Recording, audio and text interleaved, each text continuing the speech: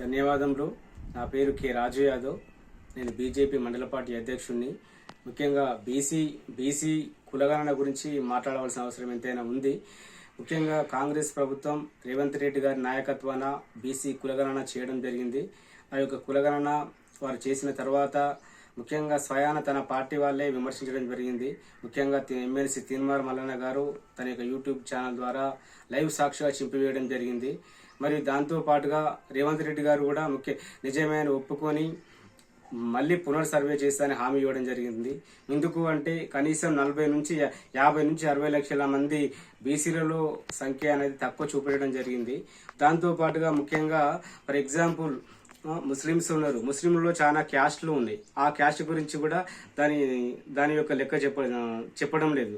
దాంతో పాటుగా క్రిస్టియన్లు ఉన్నారు. క్రిస్టియన్ల సంఖ్య ఎంత అని చెప్పడం లేదు. క్రిస్టియన్లో కూడా కొన్ని కులాలు ఉన్నాయి. క్యాథలిక్లు అని, సెయింట్లు అని రకరకాలు ఉన్నాయి. వారి యొక్క సంఖ్య కూడా చెప్పడం లేదు. దాంతో పాటుగా పాకిస్తాన్ నుంచి మరియు బంగ్లాదేశ్ నుంచి మరియు రోహింగ్యాలు కూడా ఈ యొక్క రాష్ట్రంలో నివసించడం జరిగింది. వారి సంఖ్య ఎంత అనేది కూడా చెప్పడం లేదు.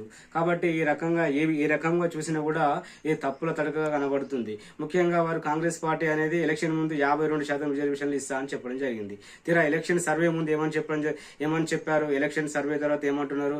42% మాత్రమే రిజర్వేషన్లు ఇస్తామన్నారు. తీరా ఆ 42% బీసీలకు నిజంగా రిజర్వేషన్లు ఇస్తున్నారా అంటే ముస్లింలో ఉన్నటువంటి 12% మందిని బీసీలో కలిపి వారితో కలుపుకొని మీకు 42% ఇస్తామని చెప్పడం జరిగింది. అంటే నిజమైన బీసీలకు వచ్చేది ఎంత? 30% మాత్రమే రిజర్వేషన్లు వస్తాయని ఈ సందర్భంగా చెప్తున్నా. మరియు దాంతో పాటుగా కేంద్ర ప్రభుత్వం భారత ప్రధానమంత్రి అయినటువంటి నరేంద్ర మోడీ గారి నాయకత్వంలో కేబినెట్ ఒక నిర్ణయం తీసుకొని ఈ యొక్క జనగణనతో పాటుగా కులగణన కూడా మేము చేస్తాము అని చెప్పడం జరిగింది. మరి ఆ యొక్క కులగణన చేసే ముందు మా వంతు కొన్ని సలహాలు సూచనలు కూడా ప్రభుత్వానికి ఇవ్వడం జరుగుతుంది. ముఖ్యంగా ఈ యొక్క కులగణన అనేది స్వతంత్రం నుంచి ఈనాటి వరకు ఏనాడు కులగణన చేయడం లేదు. కానీ కాంగ్రెస్ పార్టీ మాత్రం మధ్యలో ప్రయత్నం చేసి విఫలమైంది. కానీ అదేవిధంగా ఈ మధ్యలో కాంగ్రెస్ ప్రభుత్వం తెలంగాణలో చేసి అబాస్ పాల్గొనడం జరిగింది. కర్ణాటకలో చేసి ఇప్పటి వరకు వాటి యొక్క ఫలితాలను ఇవ్వలేకపోయింది. ఒక బీహార్లో మాత్రమే నితీష్ కుమార్ ప్రభుత్వం చేసింది. కానీ చాలా అనుమానాలు ఉన్నాయి. పూర్తిగా ఇవ్వడం లేదనే పూర్తి వివరాలను కూడా బయట పెట్టలేదనే విషయాన్ని మనందరికీ తెలుస్తున్నది.